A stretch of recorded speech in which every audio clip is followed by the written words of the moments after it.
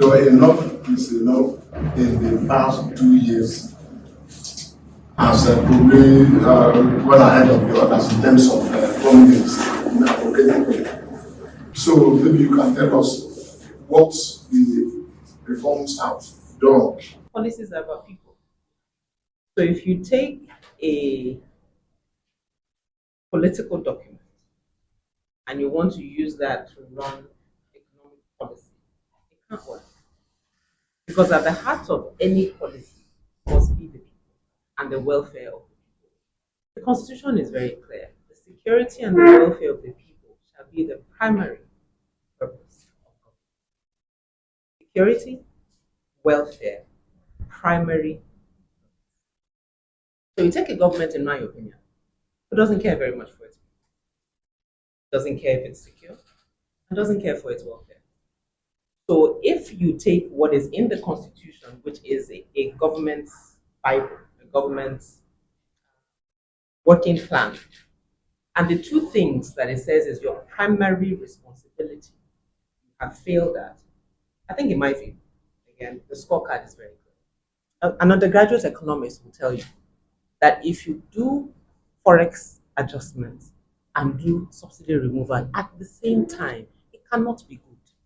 There is no way you dice it, slice it, think about it, that it will turn out well for people. It just won't work. And so we do that, then we layer that on an administration that does not communicate. Actually, let me take that back.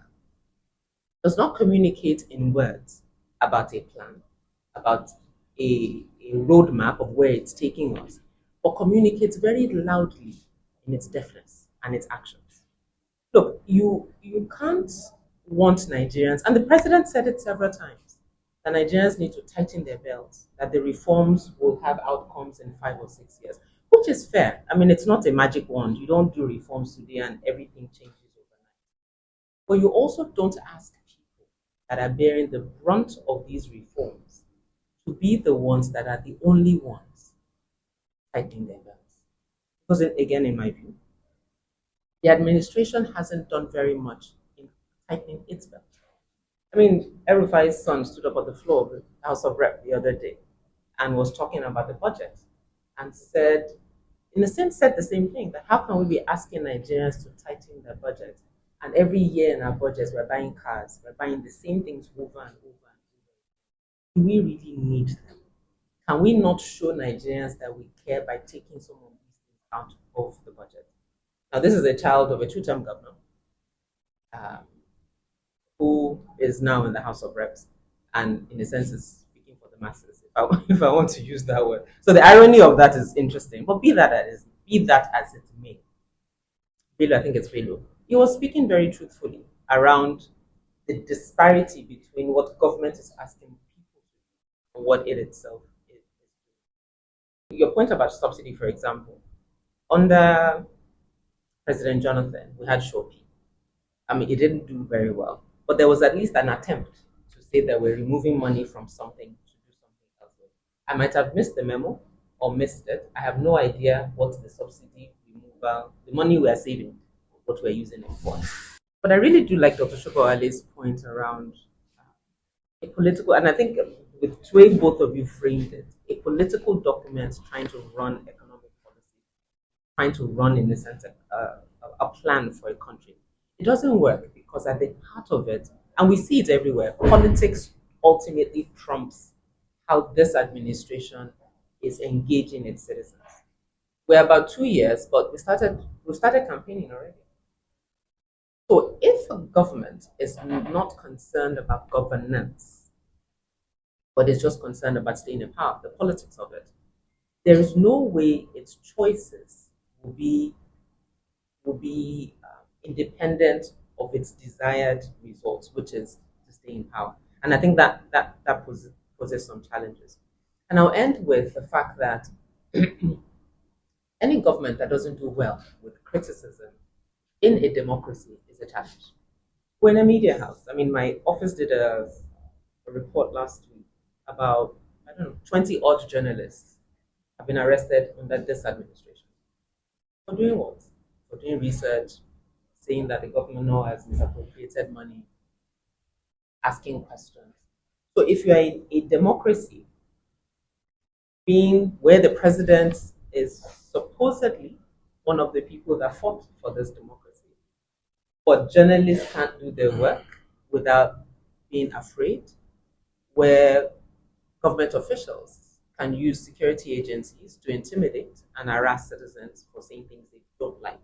There's a process. If I've said something that you think libels you or defames you, there's a process. You report me, you charge me to court, you sue me.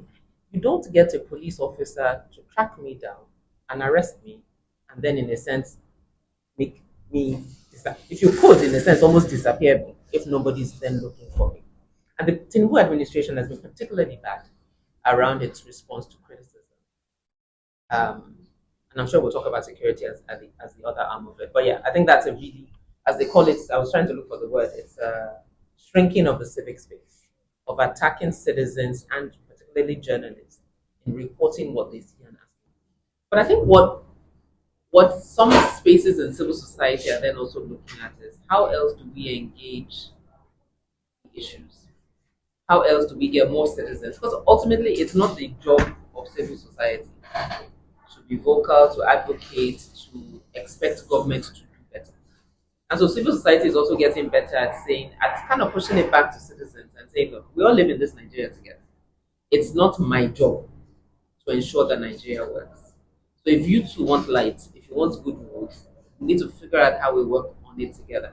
So a lot more conversations around active citizenship, a lot more conversations about knowing who represents you, who's your local government chairman, who's your senator, who's your House of Rep member, to get engaged. We talked about security. I mean, obviously, I'm familiar with what's happening in Chibok local government because of the Bring Back Our Girls campaign. Chibok has been ransacked at least 5-6 times in the last 2 weeks. It didn't enter any newspaper. And Chibok is just one of many. So if we are talking about issues of security, and I think I always say it started under Buhari, when the Buhari administration said media should be careful how they talk about terrorists so they don't amplify what they are doing. Over time, is that it seems media downplayed it a bit, but also started framing them differently. So we'll talk about bandits, we'll talk about kidnapping, we'll talk about abduction when we're dealing with terrorists, in addition to ethnic/religious conflicts. But we're not able to talk about those issues because they're uncomfortable to talk about. And because, again, at the heart of a lot of it is also politics. Why is it that the commander-in-chief says nothing about the full-scale slaughtering that's happening in the Middle Belt? Within, I don't know, a 2-week period from Plateau to Benue, I think over almost 200 people were killed. But there was nothing. We'll issue a statement, or we'll do that very well. So I think I say all this to say that in a country where people are constantly almost being reminded that your life means nothing, it's hard to get citizens to want to agitate, to want to react. And it's also limiting what a civil society organization can do, because you can only lead people who want to be led. I can call for a protest today. Maybe it's the people that will show up. I will show up. My whole office will show up. Maybe a few other people will show up. But if citizens are not angry enough, or too tired, or too sick, or too hungry to show up, then hey, we have what we have. Fulani people grace. That's what they do. They are pastoralists, which is great. We had what's it called? We have grazing paths that obviously over time people have expanded into, so they are no longer sustainable.